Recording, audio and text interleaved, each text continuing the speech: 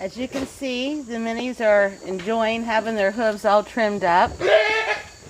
Apologize for the background noise. Our billy goat's in rut. He kind of lives that way. Anybody who tells you goats sometimes come into heat just a few times a year just might be lying to you.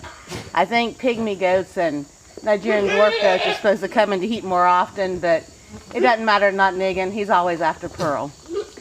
Anyway, when we got these minis, they were a rescue, and their hooves were in really bad shape. They looked like they were wearing Dutch wood shoes. They just came straight out from the bottom. So getting them healthy has been a big chore. Donkeys, even mini donkeys. Oh, come on now, Bess. Can pull multiple times their own weight, just like a horse. You look at old westerns, you typically see, not Negan. You typically see horses pulling wagons, but more often it was mules or donkeys. And from a survival standpoint, even mini donkeys like these can be great to pull on a small cart. You don't have to have a lot of acreage to keep a mini. They will keep fox and coyotes away. They love to just kick the snot out of coyotes. But you could teach one how to cart and have a cart that'll pull wood, pull firewood, pull water from your creek or pond. They can help even be attached to a harness and pull a big log out of the woods so you can chop it up. They have lots of uses on their survival retreat. Even if you have just small acreage, you don't really have the grass to support a full-size donkey or full-size horse, but you need some type of manual transportation during a shit-hits-the-fan scenario. Mini donkeys would be a great choice. Mini mules as well, but when somebody calls somebody mule-headed, there's a reason for that old cliche. They tend to be more difficult to work with. My ladies are very sweet and calm. They're still a bit agitated after being shod yesterday, or actually being trimmed. There's no need to put shoes on them like you would even a pony or miniature horse. Their hooves are made differently. Sorry, we have a battle between a goat and a mini donkey going on. Even though they're several times their size, this girl is kind of kowtow to the goats. Yesterday, I think, was the last time I'm actually going to have them trimmed up by somebody else. I think I'm going to be able to do it on my own. I still want to learn a little bit more. We have the tools that you need to do it. I don't know that I'm ready for farrowing yet. I still need to learn a good bit more about that, or my husband does with me. I want to move this camera a little bit because the goats are getting in the road. Let's see if we can position you back. But trimming up donkey hooves, goat hooves, it's really not difficult. It's just less is better.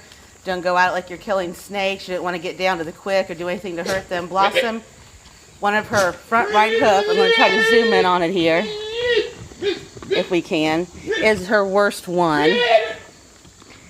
And in the stopping and starting, thinking we were done getting it trimmed up, it did nick down to a cuticle, just like if you cut your fingernails too short. So she did have a little bit of blood. We put some tea tree oil on it to prevent infection. But you want to trim away the excess growth, and donkeys tend to grow more quickly, their hooves, than a horse. I'm not really quite sure why, but their hooves are a lot harder, so they don't need a shoe. Even if they're carting, they're not going to need a shoe. But you're just filing and trying to get a nice even angle and keeping away any excess growth so it turns up in a curly cue, like I said, a Dutch wooden shoe. You want a nice flat base across the bottom. Their hooves are really hard, but they file off just as easily as a horse hoof would. Maybe because of the size difference since I'm dealing with minis, but it's not any more difficult to file through.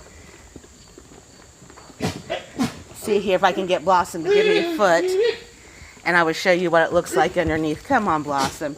Like I said, they're still skittish from the shoeing. They see my camera and tripod come out, and they think they're going to have somebody grabbing a hold of them again. The Amish farrier yesterday did a very good job.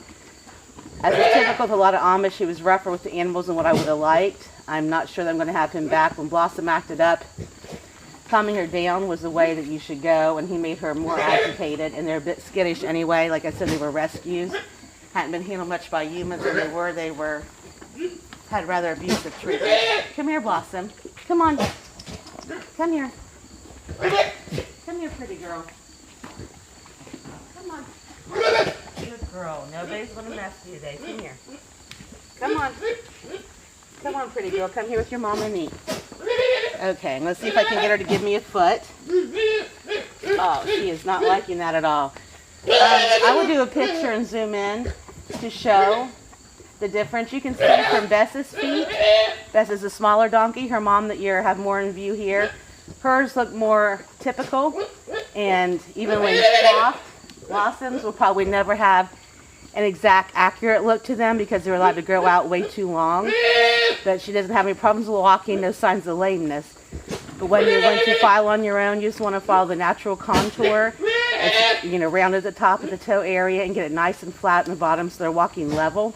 If they are not walking level, that definitely can cause lameness. And just like a horse, their health depends on their feet.